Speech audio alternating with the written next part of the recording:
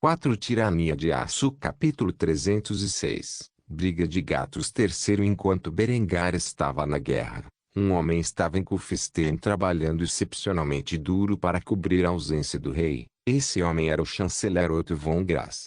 Após o desastre com Leutibert, Berengar escolheu outra pessoa para atuar como chanceler. No entanto, este homem falhou completamente em cumprir a tarefa. Assim, quando Berengário promoveu seu tio e futuro sogro Marquês, ele também deu-lhe o cargo de chanceler, que no reino de Berengário equivalia ao vice-presidente. Otto estava trabalhando em casa em Graz durante seu mandato como chanceler até agora. Afinal, não havia muito trabalho a ser feito em tal posição. Agora que Berengário estava em guerra, cabia ao chanceler governar em seu lugar. Assim, Otto viajou para Kufstein com Adela Rebock e atualmente vivia em um castelo construído dentro da cidade. Todos os dias Adela visitava o castelo de Kufstein, onde interagia com sua rival Linde.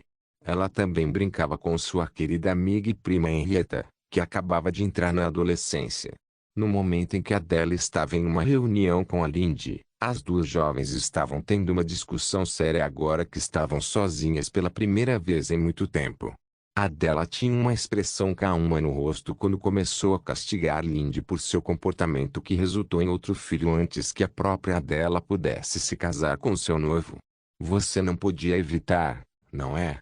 Você só tinha que convencer Berengário a lhe dar outro filho tão cedo, embora soubesse que ainda faltavam alguns anos para ele e eu nos casarmos. Isso é egoísta da sua parte, você sabe disso, certo? Ainda tenho meses antes de poder me casar com meu noivo e, enquanto isso, ele lhe deu 2 filhos para o amante. Você tem alguma ideia de como isso me deixa com inveja? Quanto tempo vai durar esta guerra? E se ele não voltar para casa por 1 ou 2 anos? Se for esse o caso, quando eu me casar com ele, seus filhos já terão 5 e 3 anos. Como isso é justo para mim? Em resposta a essa linha de questionamento, Linde manteve a cabeça erguida. Ela estava excepcionalmente orgulhosa de seu relacionamento com Berengário e não sentia culpa por suas ações. Vendo o sorriso presunçoso no rosto requintado de Linde, Adela suspirou em derrota antes de colocar a testa na palma da mão. Ela parecia exausta ao admitir a derrota. Seja como for, isso é passado. O que eu preciso me preocupar agora é Honoria. Quanto tempo os dois têm dormido juntos? Preciso me preocupar com outro filho bastardo nascendo antes do meu? O termo bastardo magoou muito Linde, no entanto, ela guardou para si mesma. Em vez disso, um sorriso perverso curvou-se nos lábios da beleza angelical enquanto ela pensava na pergunta que Adela fez. Como tal, Linde decidiu punir a pequena noiva por seus comentários cruéis. Isso não passou despercebido pela garota astuta, que confundiu a expressão presunçosa de Linde com um sinal de que ela sabia de algo importante. Como tal, um olhar frio se espalhou pelos olhos azuis safira de Adela enquanto ela olhava para Linde com uma expressão severa. O que você não está me dizendo? Linde sabia quantas noites Berengar tinha passado com Honoria. Desde seu aniversário, quase meio ano atrás, o homem exigia que suas 2 mulheres compartilhassem sua cama com ele ao mesmo tempo. Como tal, não houve um momento íntimo entre Berengário e Honoria que o veterano mestre de espionagem ignorasse, pelo menos na história recente. Com isso em mente, Linde decidiu brincar com a noiva de Berengar, que ela considerava nada mais do que uma garotinha ingênua. Vendo a reação de Adela à libertinagem que Berengar se envolvia com seus 2 amantes todas as noites, no mínimo seria divertido para a jovem. Eu não me preocuparia com isso se fosse você. Berengário não fez nada que pudesse engravidar a garota. Essa resposta confundiu Adela, pois ela ainda era jovem e inocente e não sabia que 3 pessoas podiam dividir a cama, ou como alguém poderia fazer sexo sem risco de gravidez. Tudo o que ela sabia sobre procriação eram os pequenos detalhes que seus pais lhe haviam informado, que nada mais eram do que biologia básica. Como tal, a jovem noiva fez a pergunta em sua mente em um ataque de fúria. Como você pode saber disso? Ao ouvir isso, Lindy simplesmente sorriu antes de se aproximar da garota e sussurrar em seu ouvido os detalhes grotescos sobre como ela e Honoria serviriam a Berengário todas as noites. Em pouco tempo, o lindo rosto de Adela ficou vermelho de vergonha. Por mais que Lindy falasse, ela não conseguia se afastar de curiosidade. Depois que Lindy passou alguns minutos explicando sua habitual brincadeira noturna com seu mestre, ela se separou da garota com uma expressão satisfeita. A aparência embaraçada e chocada de Adela era muito fofa, e Lindy pretendia aproveitar cada segundo dela. Adela levou alguns momentos para encontrar as palavras para repreender Lindy. A princípio, ela gaguejou sobre si mesma antes de gradualmente formar as palavras para castigar a megera na frente dela. Y. Seu pervertido. Você está doente. Não há como Berengário fazer uma coisa dessas. Você tem que estar mentindo. No entanto, Lindy riu em resposta às reações inocentes de Adela. Para ela, essa era a melhor forma de vingança pelo que a garotinha havia dito sobre os filhos antes. Como tal, ela respondeu a Adela em tom amoroso. Tenho certeza de que depois de sua noite de núpcias, ele vai pressioná-la a se juntar à diversão. Mal posso esperar até ver o dia, irmãzinha. No momento em que Adela ouviu essas palavras, ela começou a fazer beicinho e a rejeitar a declaração de Lindy. Não havia como ela conceber a ideia de dormir com Berengar junto com suas duas amantes. Estava simplesmente fora de questão. Nunca farei tal coisa, mesmo que Berengário me peça. Isso é simplesmente errado, por tantas razões. Como você pode viver tão pecaminosamente? Você não tem medo de que Deus o castigue? Pensar que arrastaria Berengário para baixo em tal sujeira com você.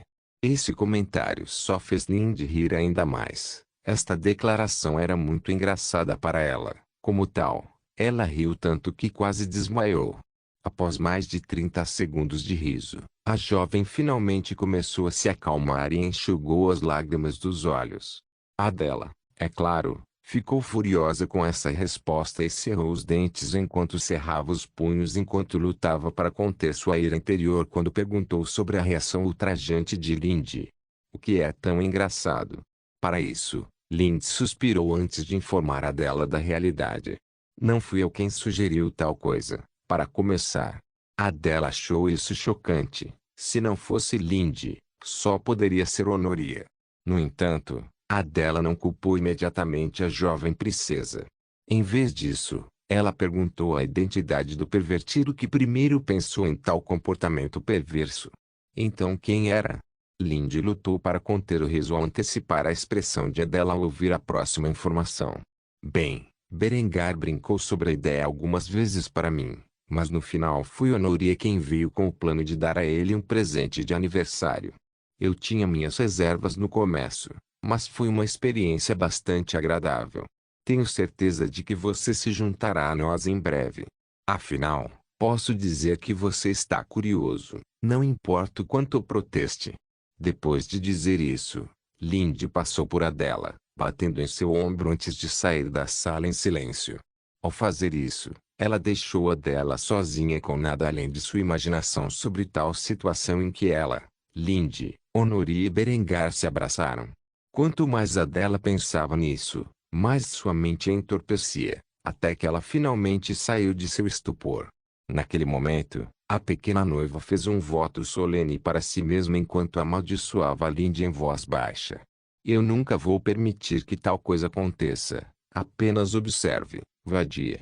Depois de dizer isso, Adela também saiu da sala. No entanto, ao contrário de Lindy, que saiu com estilo, Adela teve um acesso de raiva. Ela não podia acreditar que Berengário tivesse caído em tal depravação. Como tal, ela assumiu como missão trazer Berengar de volta à luz. Se ela ensinaria o homem, se ela amaria o erro de seus caminhos ou cairia na depravação da qual ela se ressentia, ainda estava para ser visto. Tirania de Aço capítulo 307. Pilhagem excessiva. Depois de ter invadido com sucesso o navio mercante veneziano, Honoria e sua tripulação começaram a zarpar para Trieste. A Áustria não tinha muito litoral no momento, e Trieste formava o centro comercial central. Era também a cidade com o maior porto, pois abrigava o estaleiro mais importante da Áustria. A carga que a tripulação do Honorias Revenge conseguiu foi substancial. Eles não apenas conseguiram saquear a riqueza que os mercadores ganharam com seu comércio recente com os mercadores bizantinos, mas também se apossaram dos itens caros que estavam trazendo de volta para Veneza. Além disso, eles conseguiram resgatar vários prisioneiros de volta a Veneza. Se Veneza se recusasse a pagar pelo resgate, eles os venderiam a traficantes de escravos em Constantinopla para obter lucro. De qualquer maneira, havia dinheiro a ser ganho com os cativos. Nesse momento, Honoria saboreava a cerveja que Berengário lhe dera. Era a bebida padrão preparada a bordo do navio. No meio de seus aposentos de capitão, ela estava deitada em seu colchão de penas, coberto com lençóis de seda. Ela gostava imensamente da liberdade dos mares e não podia agradecer a Berengário o suficiente por realizar seus sonhos.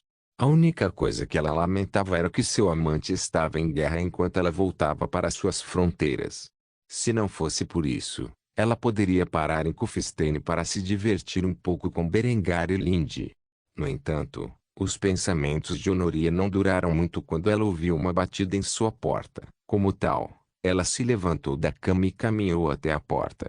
Depois de abri-la, ela viu que Eufron estava parado na entrada com uma expressão animada no rosto. Antes que Honoria pudesse perguntar sobre isso, Eufron deixou escapar sua notícia. Capitão, avistamos uma embarcação genovesa. Parece ser uma nau. Quais são as suas ordens? Ouvir que um navio mercante tão grande estava por perto trouxe um sorriso ao rosto de Honoria quando ela imediatamente colocou sua cerveja em seu armário e agarrou seu disfarce, que continha suas pistolas e sua espada. Depois de pendurá-lo no ombro, Honoria pôs o chapéu de cavaleiro que Berengário lhe dera e sorriu antes de lhe dar as ordens. Vamos pilhar, é claro. Com isso, a empolgação de Eufron aumentou ainda mais quando ela pegou duas granadas de seu cinto e as esfregou com antecipação. Mal posso esperar para usar esses barbões. Ver uma expressão tão fofa no rosto da jovem adolescente enquanto ela falava sobre violência trouxe um sorriso ao rosto imaculado de Honoria. Como tal, ela agarrou a garota e enfiou no peito antes de exclamar: "Oh, meu doce Eufron, você é adorável demais." Eufron não negou o abraço e aninhou-se no peito de Honoria como uma gatinha fofa com um sorriso no rosto. Depois de alguns momentos, Honoria soltou a garota antes de arrastá-la até o convés do navio enquanto ela começava a gritar suas ordens para sua tripulação de moças salgadas. "Prepare-se para a batalha. Estamos tomando esta nau." Com isso dito, as garotas a bordo começaram a comemorar enquanto carregavam suas armas. Em pouco tempo, o saveiro de guerra que era um navio corsário de Honoria alcançou Genoan Carrack. Com isso em mente, Honoria imediatamente deu a ordem quando eles entraram com sucesso no campo de tiro. Fogo à vontade.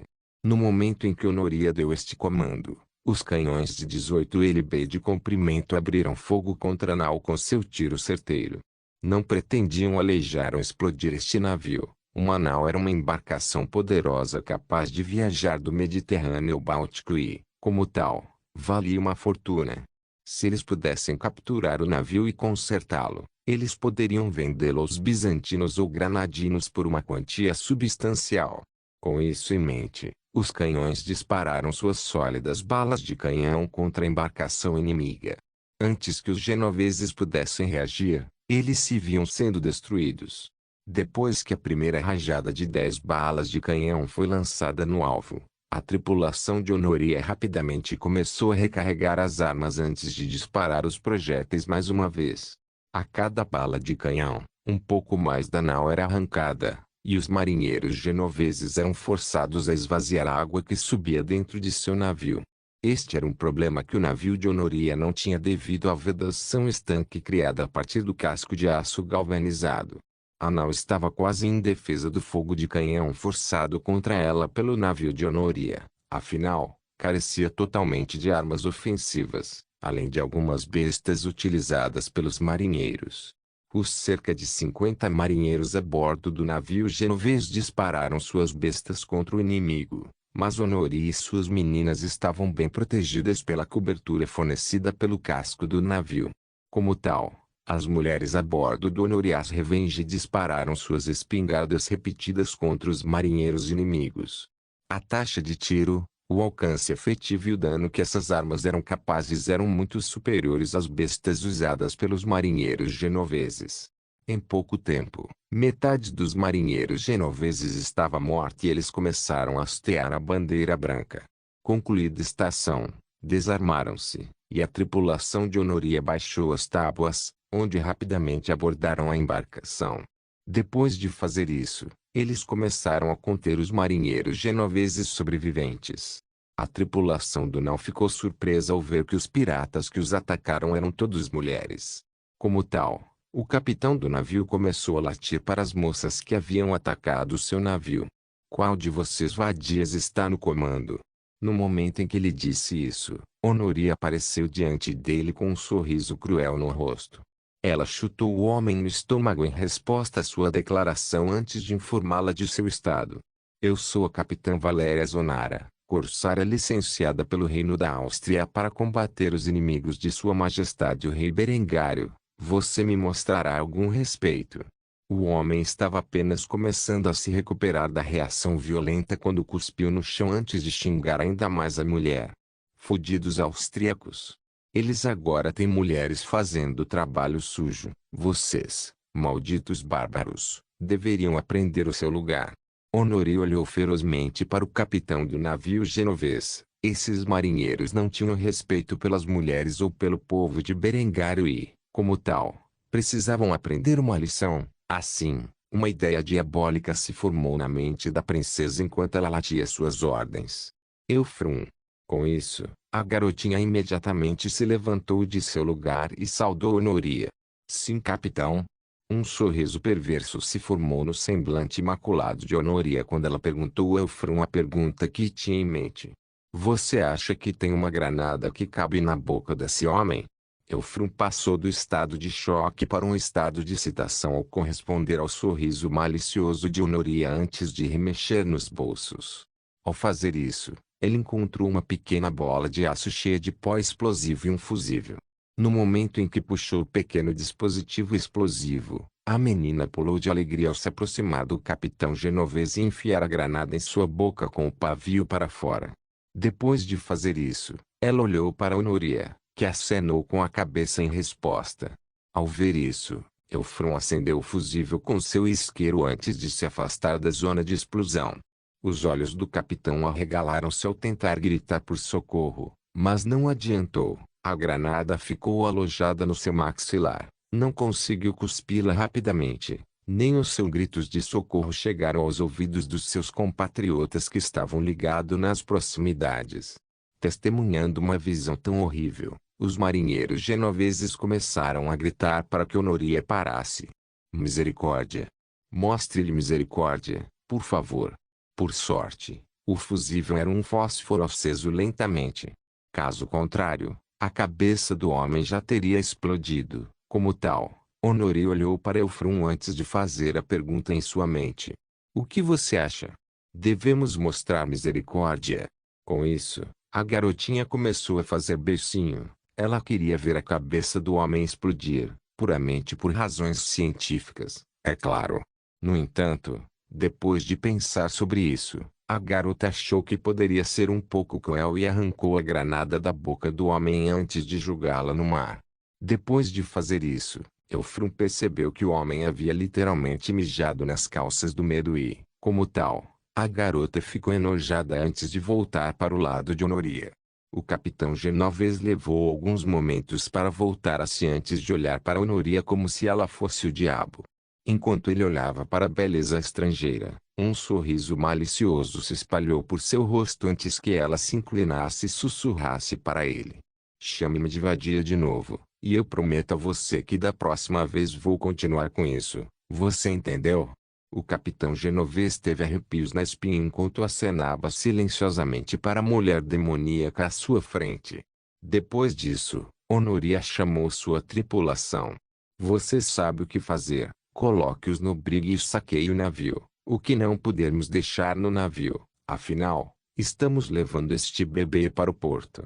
Dito isso, as meninas rapidamente começaram a trabalhar. prendendo os presos e distribuindo os bens. Em pouco tempo, os dois navios foram navegados lado a lado pela tripulação de Honoria em sua jornada para Trieste. Os ganhos que obtiveram neste dia foram substanciais. Uma coisa era certa: Honoria e sua equipe estariam comendo bem esta noite. Tirania de Aço capítulo 308. O Sacro Império Romano responde. Dentro da cidade de Florença, os doges de Veneza e Gênova estavam ajoelhados diante do Sacro Imperador Romano.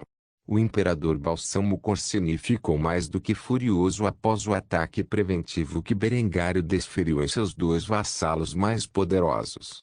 A destruição da maioria das marinhas genovesa e veneziana foi um golpe maciço para o poder imperial, não apenas na guerra contra a Áustria, mas em todo o Mediterrâneo. Além disso, Berengário licenciou abertamente piratas, ou corsários, como ele se referia a eles, para atacar os poucos navios que restavam do império. Com isso em mente, o imperador havia chamado seus dois subordinados para a atual capital do império com a intenção de ver como essa crise que eles estavam sofrendo poderia ser salva. O veneziano Doge foi o primeiro a falar o que pensava. 3/4 da minha marinha foram destruídos no ataque ao meu porto, junto com mais da metade da minha frota mercante. O ataque devastou o próprio cais. Como tal, Veneza não pode mais aceitar o comércio marítimo sem um porto. Como se isso não bastasse, nossos estaleiros foram aniquilados e nossas fábricas reduzidas a escombros. Por causa disso, não podemos construir novos navios por Deus sabe quanto tempo. O rosto do doge veneziano estava vermelho de raiva e seus punhos cerrados enquanto ele gritava essas palavras para o imperador. O ataque foi rápido e inesperado. Berengar havia enviado propositalmente o agente suíço sem cavalo para entregar a notícia da independência da Áustria ao imperador. Com o tempo que o homem levou para chegar a Florença, Berengário iniciou ataques preventivos em Veneza e Gênova e reuniu um exército nas fronteiras italianas. As consequências desses ataques reduziram severamente a capacidade do império de lutar nos mares. O doge genovês não estava em melhores condições. Apesar disso, ao contrário de seu homólogo veneziano, ele permaneceu calmo e controlado ao informar o imperador das perdas de Gênova. Estamos em uma situação semelhante. 80% de nossa armada agora está no fundo do mar da Ligúria. Nosso porto é inexistente e nossa capacidade de fabricar novos navios foi prejudicada. Conserte os navios que restam. Devo dizer, Majestade, estamos mal equipados para enfrentar a marinha austríaca no mar. O imperador franziu a testa ao ouvir isso e bateu em seu braço repetidamente enquanto o barulho ecoava na silenciosa sala do trono.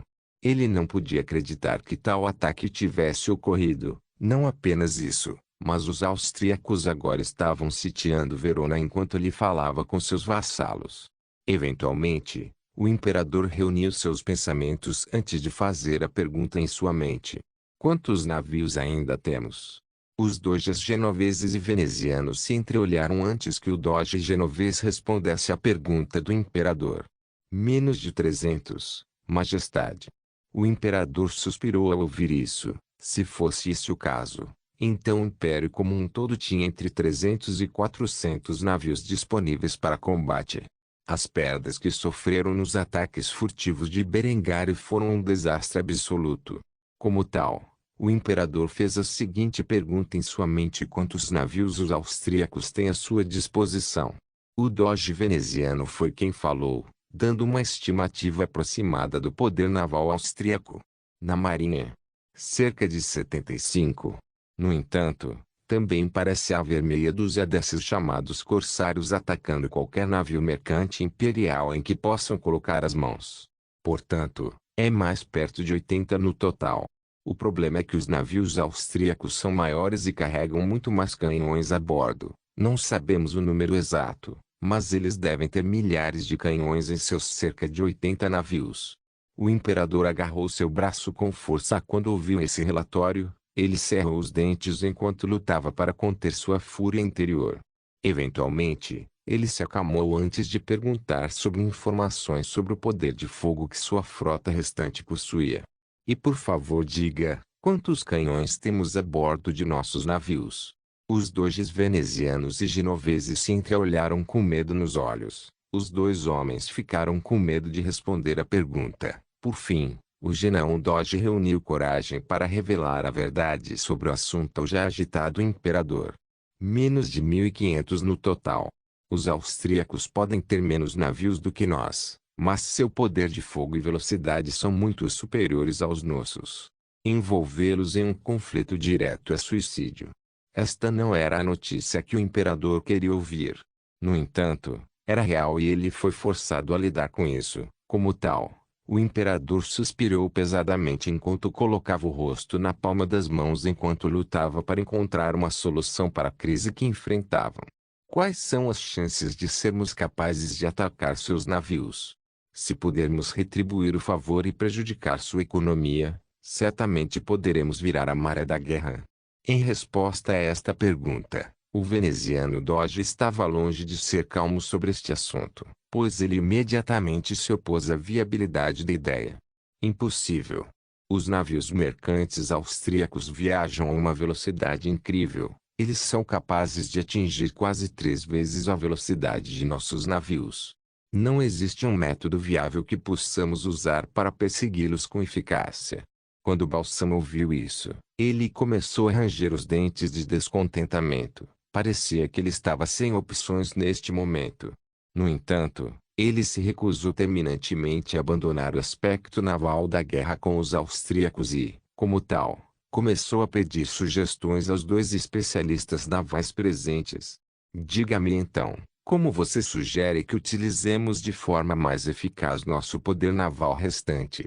Dito isso, o Doge genovês apresentou imediatamente o que acreditava ser o uso mais eficiente de seus navios.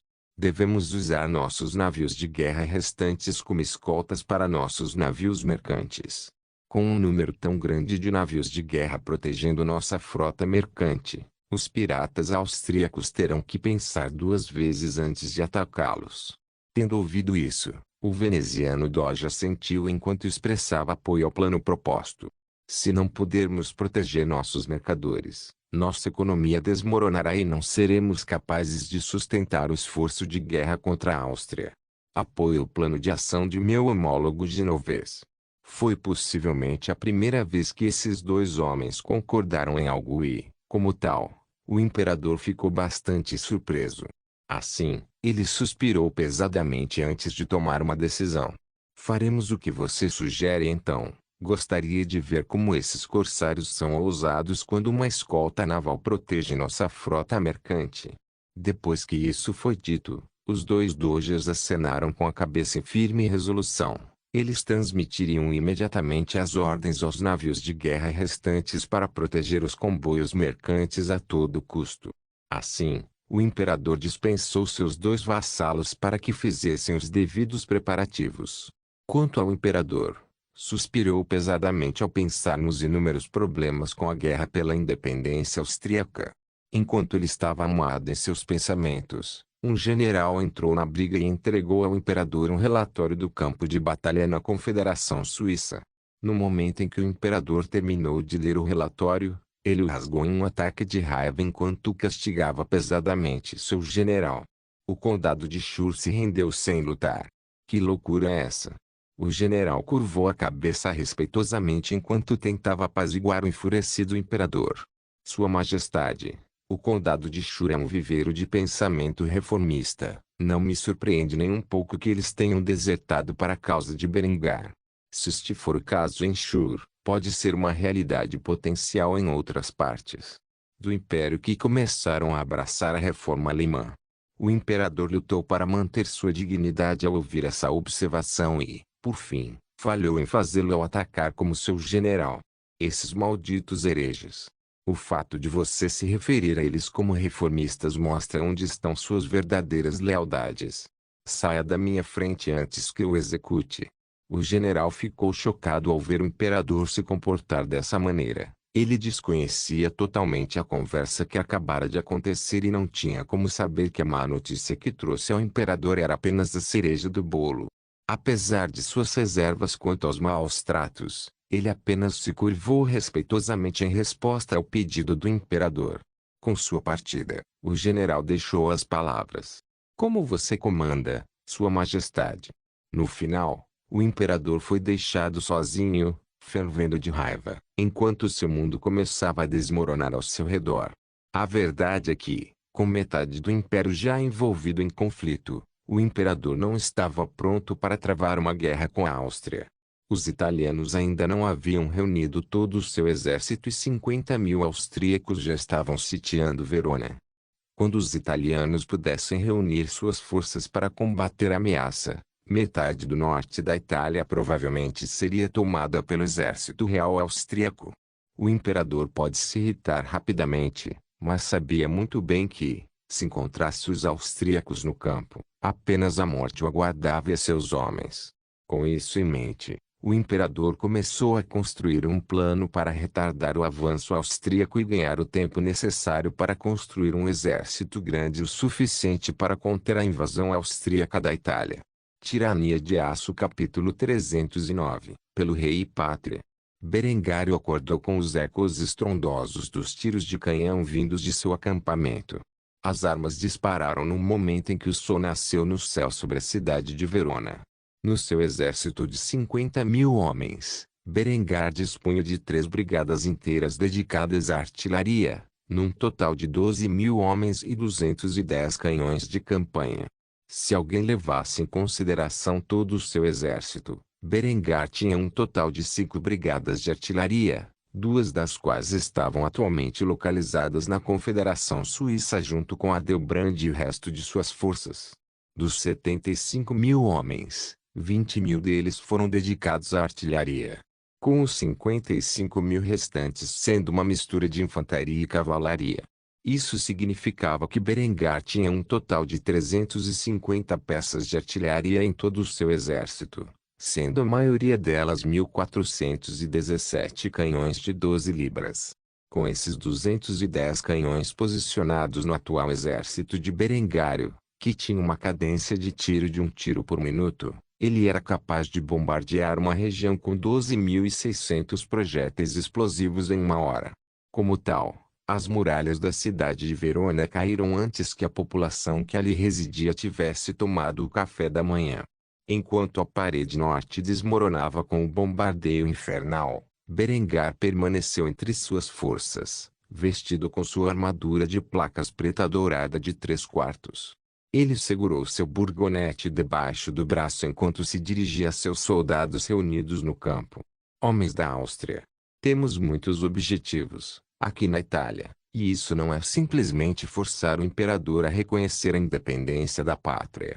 Com esta guerra, nos foi dada uma oportunidade para a expansão da riqueza de nosso povo e prosperidade. Nesta cidade, e em todas as cidades como esta aqui no norte da Itália, encontra-se um tesouro de riqueza, que poucos países já acumularam. Tem ouro, tem prata, e vamos levar tudo. Agora minhas regras de guerra ainda se aplicam a cada um de vocês. No entanto, o que eu peço a você, aqui hoje, em Verona, é saquear todos os itens de valor desta cidade e trazê-los de volta para a Áustria. Fundiremos a prata e o ouro em nossa moeda e estimularemos o crescimento de nossa economia, que já começou a estagnar. Qualquer um que tente detê-lo em suas ações deve ser considerado um adversário e deve ser tratado como tal. Deus conosco. No momento em que Berengar terminou seu discurso apaixonado, o exército de 50.000 soldados reunidos ao seu redor começou a entoar seu grito de guerra. Deus conosco. Deus conosco. Deus conosco. Depois de dizer isso, Berengário colocou seu burgonete na cabeça e desembainhou a espada antes de liderar o ataque aos escombros que antes eram a muralha norte da cidade. Ao entrar na briga, ele notou os poucos milhares de defensores reunidos entre os escombros, preparando-se para dar suas vidas em defesa da cidade e das pessoas dentro dela.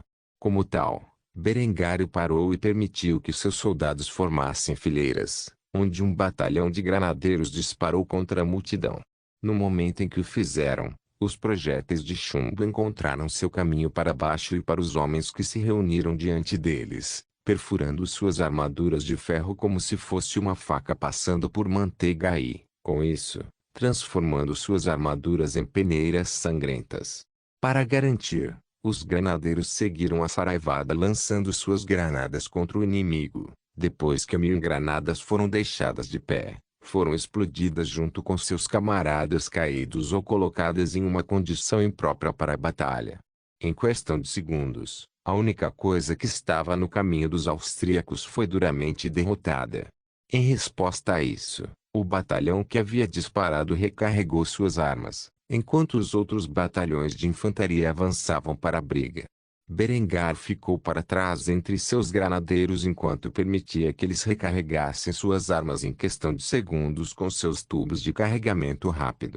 Depois de fazer isso, eles avançaram sobre as pilhas de cadáveres mutilados e entraram na cidade de Verona, onde a cena caótica se apresentou. Enquanto as tropas de Berengar foram disciplinadas completamente, a ponto de matar ou estuprar civis ser estritamente proibido, eles receberam ordens de saquear a cidade e, como tal, se comportaram como uma horda de bárbaros, derrubando portas e destruindo casas em busca de algo de valor. Os poucos cidadãos que ousaram resistir viram-se baleados ou atravessados com uma baioneta. Nesta época caótica, os habitantes de Verona se viram horrorizados enquanto sua cidade era dilacerada por uma horda de soldados austríacos. Berengar liderou pessoalmente suas tropas para a área que ele sabia estar escondida com a quantidade mais significativa de riqueza, que era a catedral da cidade. Quando ele arrombou a porta da igreja, os padres e cidadãos que se refugiaram lá dentro olharam horrorizados para os austríacos, como se fossem os mesmos bárbaros que aparentemente destruíram Roma séculos atrás. O padre imediatamente se aproximou de Berengar e entrou em seu caminho quando ele entrou no prédio, segurando uma cruz em seu rosto e proclamando que a catedral era inatacável. Este é um solo sagrado. Vocês demônios não podem estar aqui. Voltem ou enfrentem a ira de Deus. No pescoço deste sacerdote estava um crucifixo de ouro no valor de uma soma substancial e, como tal, Berengar olhou para os homens com um sorriso perverso antes de agarrá-lo pelo colar. Ao fazer isso, ele olhou nos olhos do padre antes de zombar dele. Relaxe, não estou aqui por suas vidas inúteis, apenas pela riqueza que sua igreja esconde. Com isso dito, Berengar arrancou o crucifixo de ouro do pescoço do sacerdote antes de nocauteá-lo com um soco sólido. A manopla de aço na mão de Berengar o ajudou no efeito desejado. Quando o padre caiu no chão, Berengar o segurou, para se certificar de que não quebraria o crânio nos bancos de madeira, e gentilmente o deitou no chão. Ao fazê-lo, a multidão de civis gritou de horror. No entanto, Berengar simplesmente os ignorou antes de ordenar a seus granadeiros que despojassem a catedral de sua riqueza. Pegue tudo de valor e deixe as pessoas em paz, a menos que façam um atentado contra sua vida, não os machuque.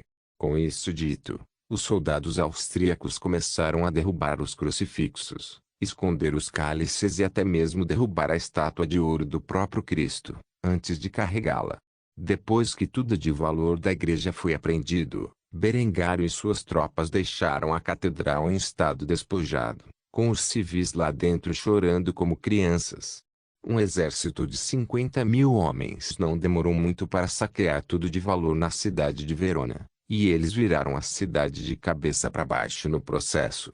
Depois de adquirir cada pequena peça de ouro e prata e transferi-la para uma pilha gigante fora da cidade, Berengar ficou diante de suas tropas e contemplou a riqueza que Verona havia escondido. Um sorriso avarento se espalhou no rosto do jovem monarca enquanto ele testemunhava os despojos da guerra. No entanto, não bastava, o verdadeiro prêmio estava na cidade de Florença, pois ali residia uma família de banqueiros excepcionalmente rica, que tinha a fortuna de rivalizar até mesmo com Berengário. Essa família ainda não era nobre, mas possuía riqueza suficiente para financiar os inimigos de Berengário, que eram a totalidade da Igreja Católica. O verdadeiro objetivo de Berengar nesta guerra não era algo tão simples quanto a independência, era retirar cada pedacinho de ouro e prata que os Medici haviam escondido e paralisar a capacidade do Vaticano de financiar uma cruzada contra ele. A independência austríaca e o estabelecimento de um reino do norte da Itália separado como protetorado sob sua suzerania foram secundários em relação à aquisição da vasta fortuna dos Médici. No entanto, esses eram planos para um futuro próximo. Por enquanto, Berengário tinha outros pensamentos em mente. Como tal, ele fez mais um discurso apaixonado para suas tropas enquanto elas contemplavam a riqueza que haviam adquirido de Veneza com ganância. Qualquer homem entre vocês que, em um momento de fraqueza, guardou alguns despojos ganhos nesta batalha, dê um passo à frente e adicione-o à pilha, e eu lhe darei impunidade. Conheço o coração dos homens, também tenho o instinto de acumular esta pilha de ouro em algum canto da Áustria, nunca permitindo que ela visse a luz do dia. No entanto, sou forte o suficiente em minha convicção de utilizar cada partícula de riqueza que ganhamos aqui neste dia em nossa futura campanha na Itália para um único propósito: a cunhagem de moeda.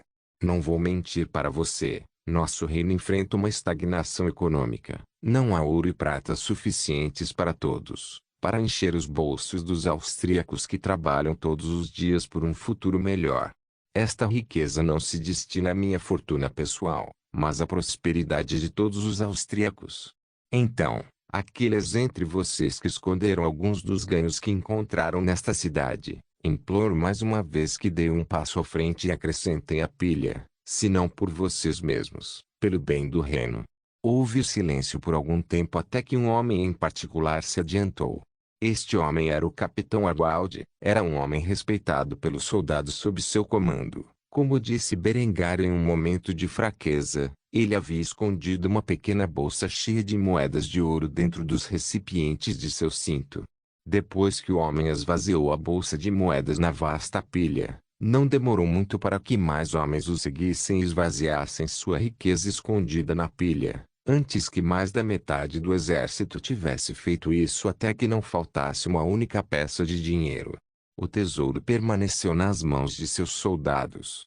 Ao ver isso, Berengário acenou com a cabeça e sorriu para seus homens, fazendo-lhes um voto solene. Por sua lealdade e fé em sua pátria, farei uma promessa que neste dia, cada pedaço deste tesouro será usado para investir no futuro do reino da Áustria. Com ele você e suas famílias devem ver já maiores alturas de prosperidade. Não se engane, todos vocês verão sua parte justa dos despojos que ganhamos nesta guerra. Depois de dizer isso, Arnaldo saudou Berengário e expressou seu canto pelo rei e pela pátria. Depois de dizer isso, todo o exército repetiu essas palavras em uníssono. Depois que esse discurso terminou, Berengário registrou cada pedaço do tesouro reunido na pilha e, em seguida, enviou um comboio de 5.000 homens para garantir seu retorno seguro ao Tesouro Real da Áustria. Berengário permaneceria fiel ao seu voto e usaria o vasto estoque de ouro e prata, fundindo na moeda pura que ele havia estabelecido. Ao fazer isso, ele foi capaz de interromper temporariamente os problemas de estagnação que sua economia enfrentava e trazer maior prosperidade para toda a Áustria. Tirania de Aço capítulo 310. Venda de mercadorias roubadas. Depois que Honoria e sua tripulação atacaram e saquearam 2 navios imperiais, eles imediatamente seguiram para o porto de Trieste. Trieste rapidamente se tornou um centro comercial significativo na Áustria, pois era o maior porto do reino.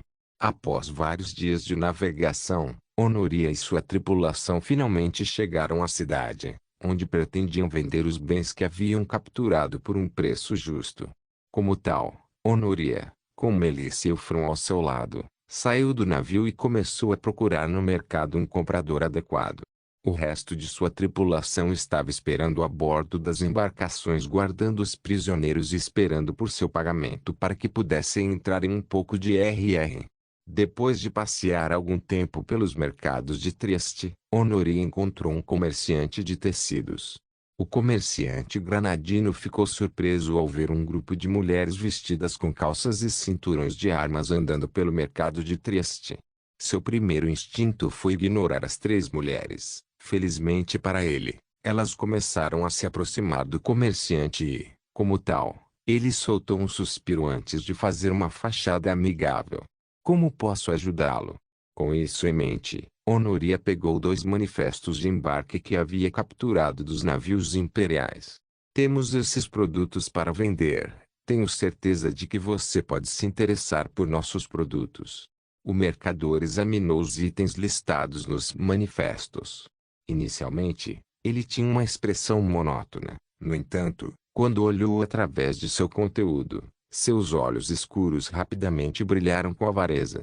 As mercadorias neste manifesto eram da mais alta qualidade de seda bizantina e algodão indiano.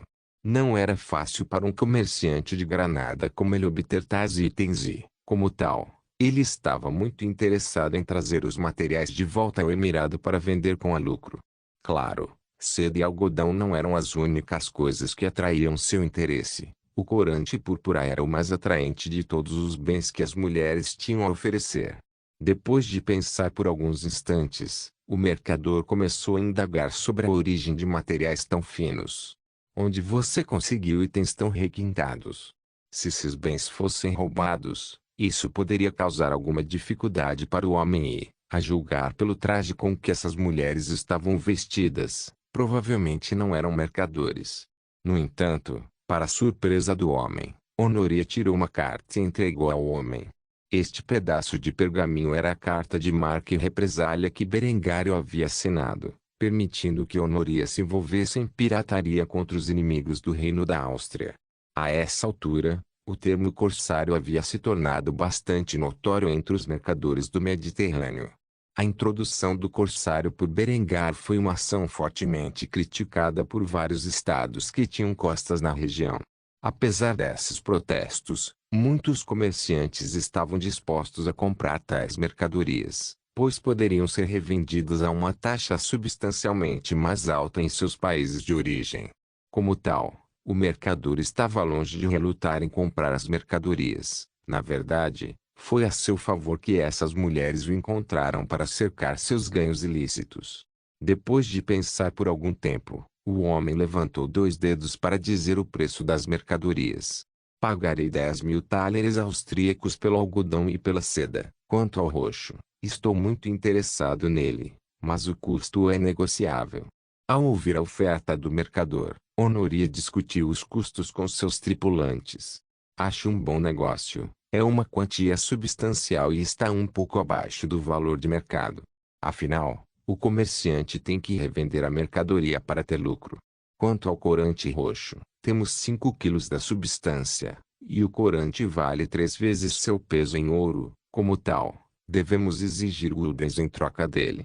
Melissa acenou com a cabeça em concordância. O gulden era usado para grandes transações como esta, e eles duvidavam muito que o mercador tivesse 107.143 thalers austríacos por aí. Como tal, ela rapidamente concordou com a proposta de Honoria. Eu concordo, o gulden é melhor para negociar. A quantidade de corante que temos vale cerca de 1.530 guldens austríacos. Isso é uma fortuna. Devemos pedir 1.500, para que ele ainda possa ter um lucro decente. Eufrum foi deixado de fora da conversa. Como tal, Honoria e Melissa concordaram em fazer sua oferta ao comerciante granadino. Honoria assumiu uma fachada confiante ao fazê-lo. Minha oferta é de 1.500 guldens.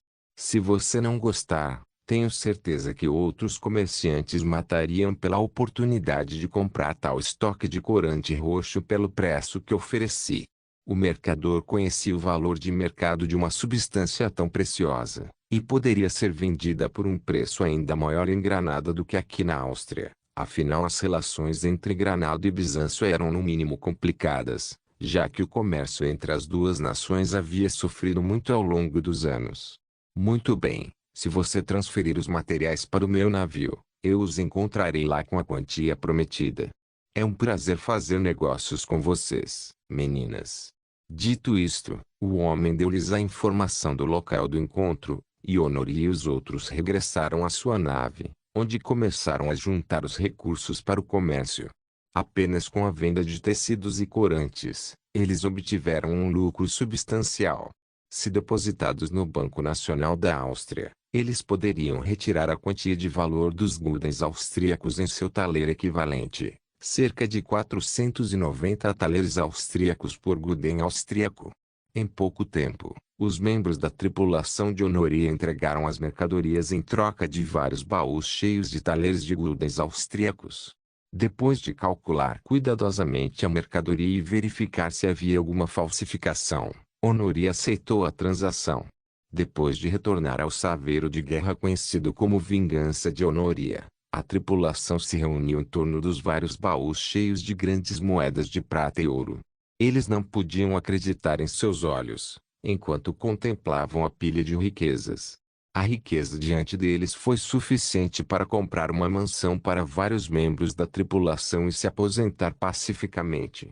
No entanto, a ganância era um instinto humano natural. Depois de ver quanta fortuna eles ganharam sem sofrer baixas, nenhuma única mulher entre a tripulação de Honoria desejou se aposentar após apenas 2 batalhas. Prata e ouro tinham um efeito antinatural na mente humana. Homens e mulheres estariam dispostos a esfaquear seus irmãos pelas costas para obter mais da substância. No entanto, em vez de se virarem umas contra as outras, essas mulheres desejavam atacar os mercadores do Sacro Império Romano. Refletindo sobre seu próprio desejo interno de fazê-lo, Honoria decidiu fazer um discurso para sua tripulação.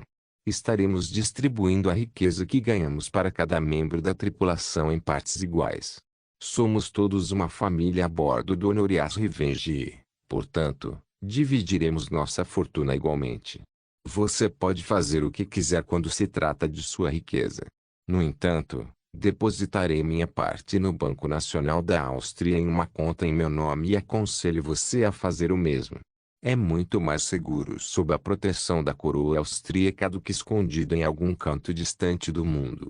Depois de dizer isso, nenhuma mulher entre os membros da tripulação reunidos poderia discordar das palavras de Honoria.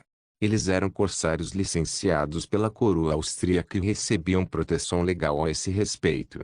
Eles não eram meros piratas, assim, eles não precisavam se preocupar com a apreensão de seus bens pelo governo. Em pouco tempo, Honoria e sua tripulação venderam todos os seus bens, incluindo a nau que ganharam dos mercadores genoveses, acumulando uma fortuna substancial em sua primeira corrida. Pensando nisso, Honoria manteve sua palavra e dividiu as ações igualmente entre seus tripulantes. Este foi o resultado da primeira de muitas pilhagens que as prostitutas do Honorias Revenge fariam durante a Guerra da Independência da Áustria. Não se esqueça de deixar o link e de se inscrever no canal. Caso queira contribuir de alguma forma com o canal, entre em contato comigo pelo Instagram do canal. O link do Instagram do canal estará na descrição do vídeo. Por favor, certifique-se de verificar meus outros vídeos. Tenho certeza que você vai gostar deles. Solem irmãos.